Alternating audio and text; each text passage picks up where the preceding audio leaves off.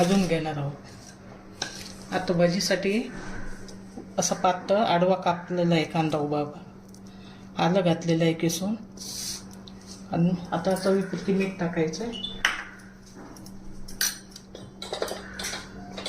थोडीशी मिरची पावडर, आणि सोडा वगैरे काही टाकणार नाही, आणि ओवा आपण असं हाताने क्रश करून टाकायचं, आणि हे सगळं असं मळून ठेवायचं। कोथिंबीर, मिरची, आलं सगळं घालून मी हे आता असं कांद्यालाच पाणी सुटणार आहे, त्याच्यातच आपण पीठ भिजवून भजी करायची। हे बघा, हे आता आपण भाजून घेणार आहोत। कढई घेतलेली आहे, तेल टाकलेलं आहे एक पळीभर। आता आपण हे भाजून घेणार आहोत। ते सगळं भाजून घेऊन आपण वाटायचे।